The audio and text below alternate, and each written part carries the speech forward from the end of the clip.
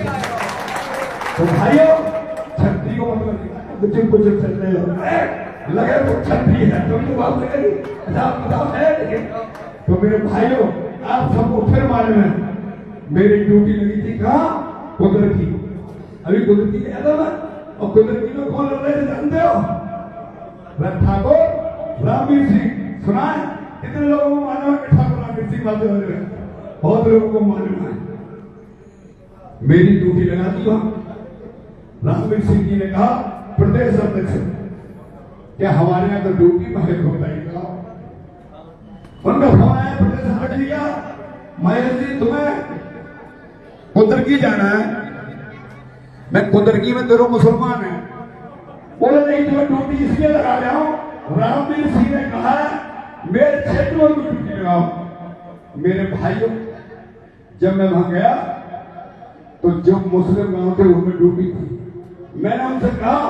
बताओ एक नंबर सलमान का ज्यादा है और एक नंबर श्यामलाल का कम है नौकरी कितनी लगती है बोले सलमान की मैं कोई तो सब पैसा जाता है ना बहुत ने कच केले थी वोट लेने वो अरे बात सुनो फ्री में नौकरी फ्री में मकान फ्री जो भी मैं कह सकता था और मैंने अपना भाव दिया और मेरे भाइयों वहां कुछ ऐसा भी भाव पैदा कर दिया जैसे एक गांव है कि जो ठाकुर ने वो मोहल्ला ठाकुर रेगुना मौजूद तो पहले थे पहले वो थे और मेरे भाइयों होते होते आज हमारे वहां से रामवीर सिंह विजयी हो गए रामवीर सिंह विजयी हो गए भाव मेरा कहने का ये है हमारा क्षत्रिय समाज जो है वो लोगों की रक्षा के लिए है लोगों के सिद्धांत के लिए है हिंदुत्व की बात के लिए है आज हम कह सकते हैं हमारे संत मानी योगी जी हैं वैसे तो संत हैं संत समाज की कोई जाति नहीं होती है लेकिन किसी ने हमसे पूछ लिया कि आप किस जाति से हो तो उन्होंने कहा जन्म तो मेरी मां ने क्षत्रिय समाज में दिया भाई जन्म की कोई थोड़ी बदल देगा और जब जन्म क्षत्रिय समाज में दिया है तो फिर योगी किसी पर अत्याचार सह सकते हैं बताइए अभी पीछे संबल में लोगों ने पुलिस की गाड़ियों पर बम उठाके आगजनी लगाई तो उन्होंने कहा जो अत्याचार कर रहे हो तो और जब मेरे भाइयों 5 लोग उसमें मारे गए 5 आतताई मारे गए पूरी समाजवादी पार्टी छुए और भौए धरना पे बैठ गई तब योगी जी ने कहा तुमको शर्म नहीं आती 1978 में एक खान में हिंदू जाति तुम कहां सो गए थे इतने लोग मार दिए तुम कहां सो गए थे अब तुमको शर्म आती है उन्होंने कितना कहा सबको मालूम होगा योगी जी ने कितना कस के कहा और आज हर एक को अपनी नानी याद आ रही अरे क्या भाव मैं कह सकता हूं जो आज सिद्धांत है आज हमारे प्रभु राम जिन राम का हमारे चित्र था जिन राम को लोग राम राम में बोलते हैं बाबर का सेनापति मीर वाकी जिसने 500 साल पहले हमारी राष्ट्र की धरोहर प्रभु राम का मंदिर ध्वस्त नहीं किया वो बबरक अत्याचार किए आज इस्लामुद्दीन सलामुद्दीन रहमुद्दीन इनके भी पूर्वज और हमारे पूर्वज सब एक ही इतना अत्याचार हुआ था मेरे भाइयों पर अत्याचार हुआ था आज योगी की देन है वो 500 साल का इतिहास ऐसा राम मंदिर जिसमें 1500 वर्ष तक ईट नहीं निकल सकती ऐसा राम मंदिर विश्व का अद्वितीय राम मंदिर ऐसा राम मंदिर जिसकी ख्याति एक अलग है तो मेरे भाइयों मैं कह सकता हूं मेरे मन का भाव मैं लोगों से कहता हूं बनिए कौम में जन्म लो अगरबत्ती महाराज प्रताप जी मिलाओ क्यों बताओ कि पहले तो बनिए किसी काम लेता हूं मुस्कुराए थे और ना माने तो फिर छत्री बना गया राजा ने क्या बताइए मेरे भाई मैं आपसे कहना चाहता हूं ये हमारे महाराणा प्रताप हैं अकबर का वजन कितना था अकबर का वजन 80 किलो का अकबर का वजन 80 किलो का और महाराणा प्रताप का भारे का वजन 80 किलो का और 2 कुंटल लोहा शरीर पर था महाराणा प्रताप के पे फिर भी क्यों शक्ति सिंह उधर गए थे। इसलिए मैं भाई आपसे कहता हूं कि हमें अपनी बात 21 करनी है। आप उसमें सब एक रहो, भेदभाव मत करो, न कोई छोटा है न कोई बड़ा है। इस सिद्धांत में और एक भाव रखो, एक दूसरे का सम्मान करो, एक दूसरे का त्याग करो, एक दूसरे का सम्मान करो। मैं कहता हूं जो मेरा मंत्र है, अच्छा सोचो, अच्छा होगा, आज नहीं तो कल होगा। ये भाव रखो, जब आप आपस में अच्छा सोचोगे तो खराब लोगों से घुस जाओगे। आप बताओ, जब मैं हमारे सब लोगों का अच्छा सोचता हूं तो अच्छा ही भाव वैसे ही आएगा। इसलिए मैं कहता हूं महाराज प्रताप का जो संघर्ष त्याग और तपस्या रही है, आज जो इतिहास सुने थे। एक बार हमारे डूडा की अधिकारी, IAS अधिकारी रस्तोगी जी बनाए माए अधिकारी थे, वो सीनियर अधिकारी आए।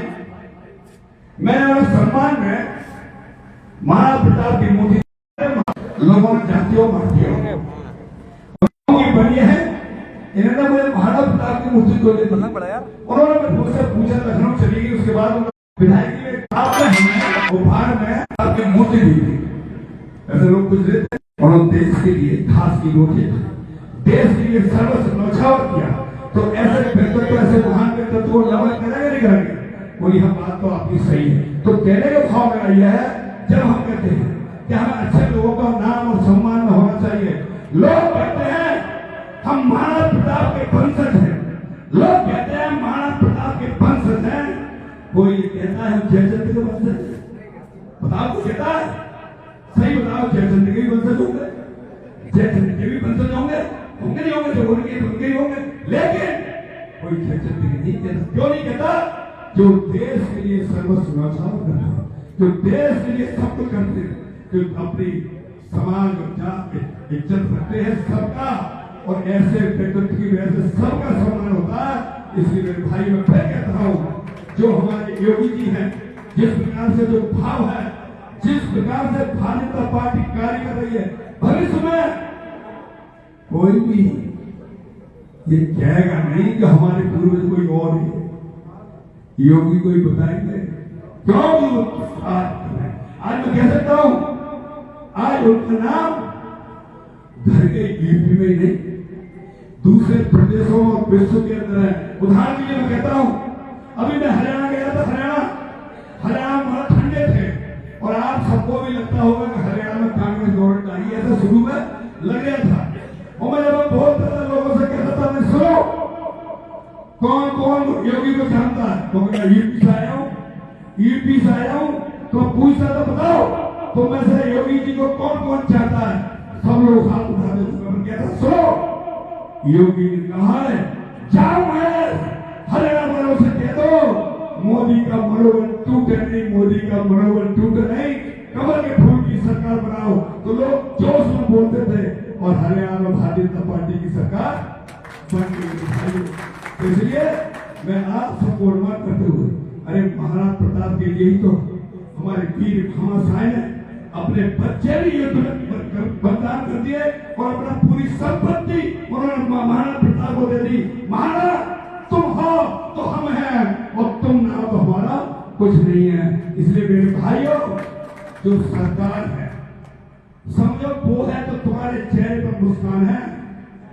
और जब आप वही तो देखे थे कैसे किसी मामलों सब जानते हो, उसको ठहरा नहीं जाता।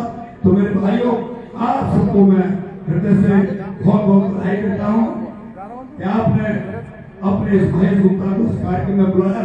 मेरे मन का भाव था, मैं आपसे कह रहा हूँ, यही भाव रहते हुए आप सब प्रसन्न हैं, एक दूसरे के प्रति समर्पित का भाव है। क्योंकि हम लोग एक दूसरे का सम्मान करेंगे तो सबका ही सम्मान बढ़ेंगे। एक बात तो मैं कहना चाहता हूँ, त्याग में भी बहुत बड़ा सुख है। कभी कभार कोई पद रखते हैं, तो मान लीजिए 2 लोग 3 लोग, एक को मिल गया तो लोग नाराज होते हैं ना। धैर्य रखो, क्या हमारे मुस्लिम आगे कुछ अच्छा होता ही है। मैं उदाहरण सुनाता हूँ, हमारे सुभाष गुप्ता को लोग देहाते कहने लगे, और भी लोग कि नहीं महेश गुप्ता को ब्लॉक प्रमुख बनाएंगे। मैं नहीं, जब परिवार ने तय कर लिया सुभाष गुप्ता को ब्लॉक प्रमुख बनाना है, तो हम सुभाष को ही ब्लॉक प्रमुख बनाएंगे। मेरे भाइयों, सुभाष गुप्ता ब्लॉक प्रमुख बने, और तुम्हारे महेश को पाएंगे